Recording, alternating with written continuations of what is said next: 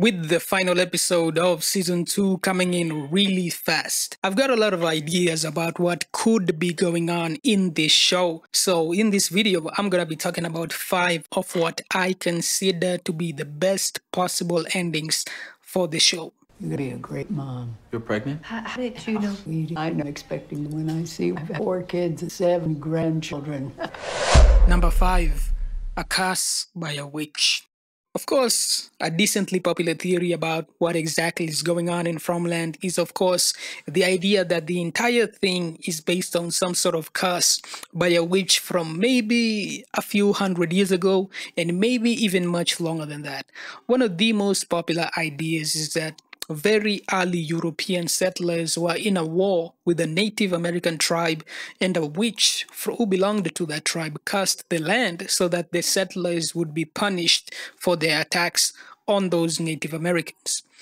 And, that's a good one. That's a good one. But it could also be that it was the Native Americans themselves who killed the witch. And in the same way, the witch cursed the land to make sure that she'd get revenge on the people who killed her. And so the monsters and the loop was created from that curse, and over time that curse evolves based on the population that's living in Fromland at that moment. This is obviously one that would explain a lot of the mystical and magical components that we've seen in the story so far, with the voices talking to Sarah actually being the spirits of people who died in Fromland at one time or another and they can't leave. And of course, the faraway trees, the electricity, and all of that, it's simply just magic. It just works. And it's not the best, especially when it comes to explaining how the town is evolving from way back when the curse was made. But we've also seen drawings of what looks like a witch or some sort of a lady in white. Magic explains a lot of what's going on in this story, so I think it's very possible that that could be the case. Oh my God, where are you? Whoa, slow down. Is this Jim? Jim Matthews. Number 4. 2 almost omnipotent beings made a bet about human nature. One thinks that humans will make the right choice when it comes down to it. The other one thinks humans are evil personified. So they made these places a way to settle the bet and to see who's right and who's wrong. The boy in white is the being who thinks that humans have lots of good inside them, but the jellyfish is the being who thinks humans have too much evil inside of them. The entities, both of them have rules that are specific to each of them individually, and some that are applied to the monsters and the humans as well. This is where the visions and the voices come in.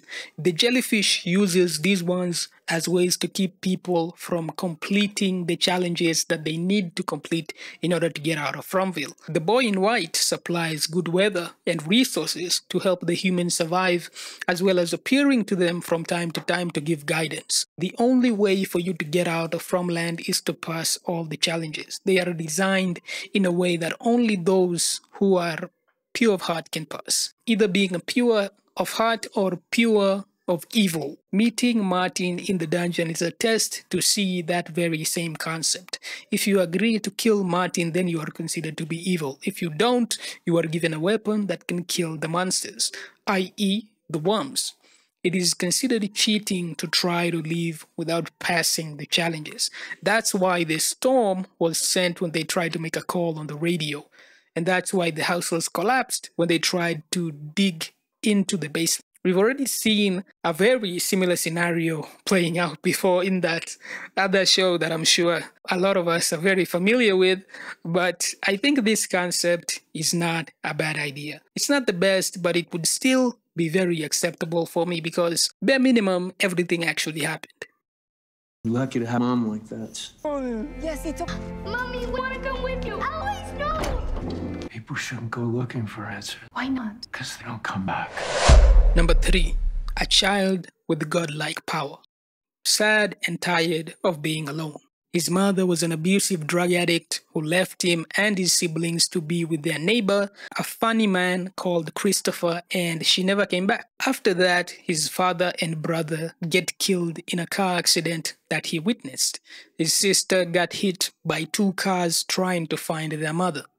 One day, the police come to the orphanage and tell him that his mother has been killed by Christopher. Filled with agony and depression, being so tired of being alone, and with an early childhood that's filled with the trauma, because of his godlike power, he ends up making Fromland by accident, a place where no one can ever leave him again. Just like Ethan, the children in white were all kids that Victor became friends with at one point or another.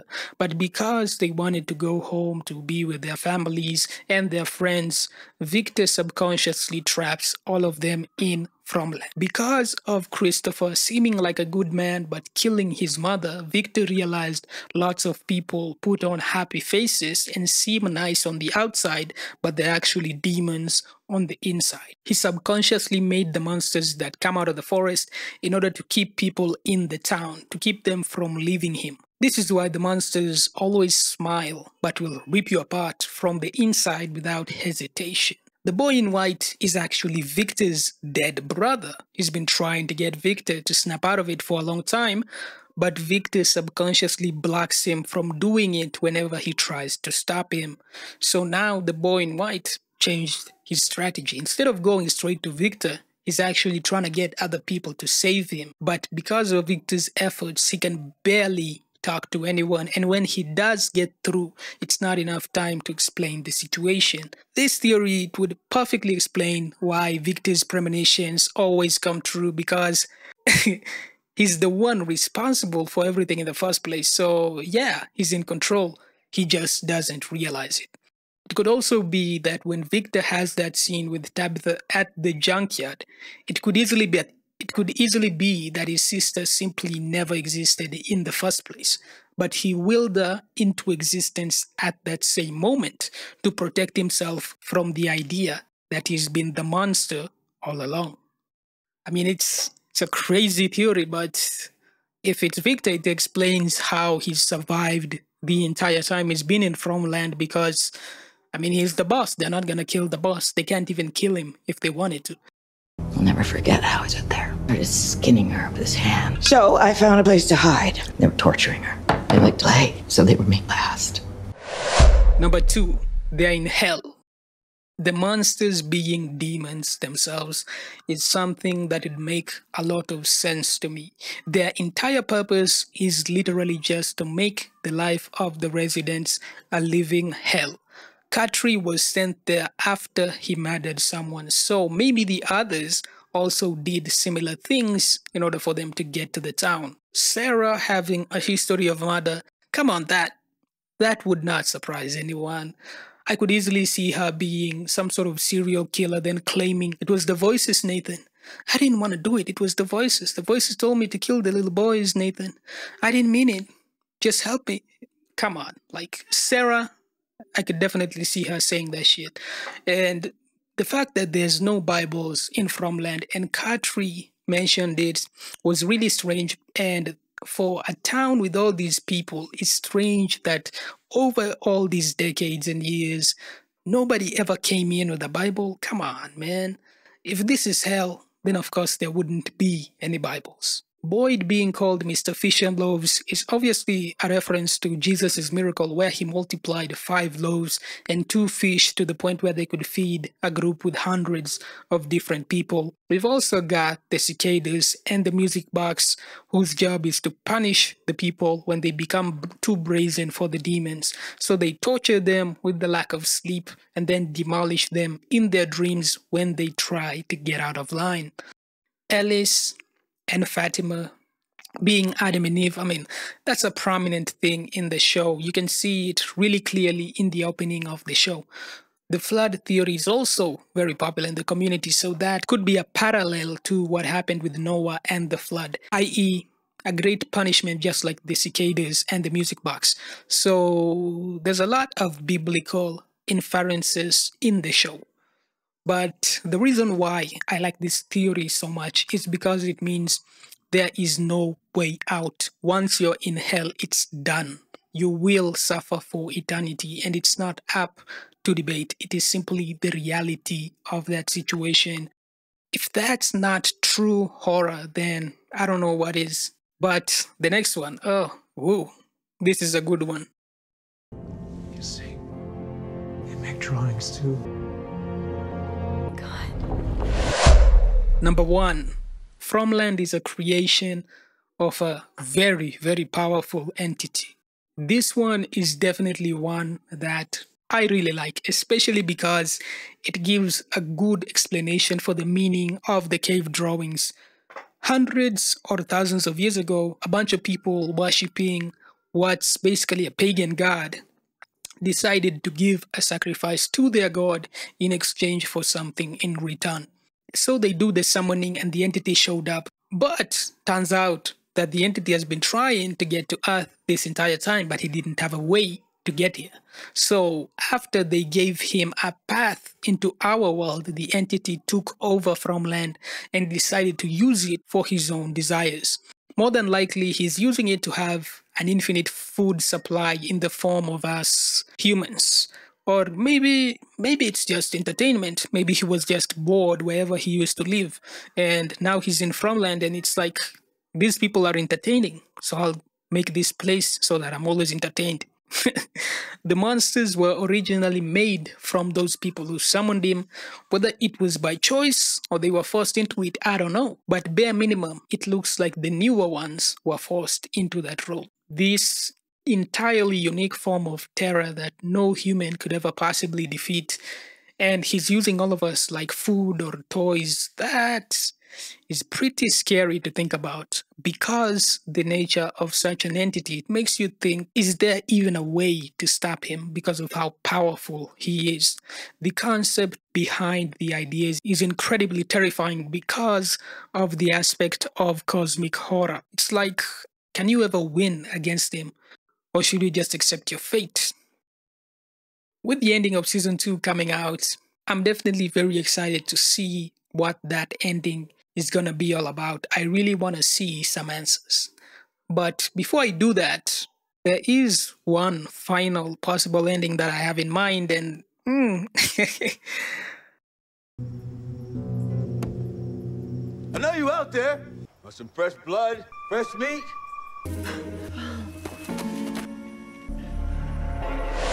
bonus ending. It's an alien TV show. This one would explain so much about the story. Where do the animals come from? It's the aliens who deliver them in the woods. The monsters are actually bioengineered clones who were made from human DNA. The person who answered the radio call with Jim is just one of the aliens responsible for making sure that the humans don't leave Fromville.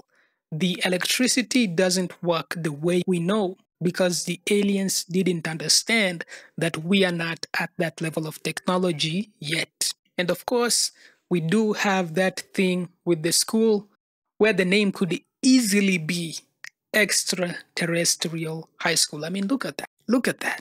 It works, you know, if it's aliens. But it could also be celestial, of course. Yeah. And we've also got the Star Magic Hotel. I mean, come on. And then you got to think about what Katri brought with him into Fromville.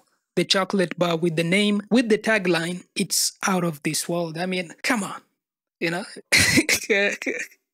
And when Boyd and Sarah were in the woods, it could have been that it wasn't the lighthouse shining like that into their tent, but actually an alien spacecraft that was flying away after moving them through the forest. I mean, it makes sense, right? It makes sense. This one, it's not a bad ending. It's not. It's really not a bad ending. It would definitely be very interesting, but if this is the case, I really want to see the aliens directly explaining how long this has been going on for. That is what I would want to see. And because of the way this show is so ambiguous, it could even be that it's an alien simulation. Oh, no. God, no. Simulation again? Come on. I don't even know how I would react to that. But Fromland, it might not even be on Earth. It really might not. It could easily be that the talisman is actually a representation of two collapsing universes or parallel dimensions, whatever, you get the point. I don't know. We simply don't have enough information. There's so many options, infinite amount of options.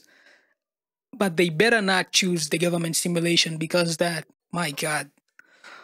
Oh man, that would be terrible. That would be terrible.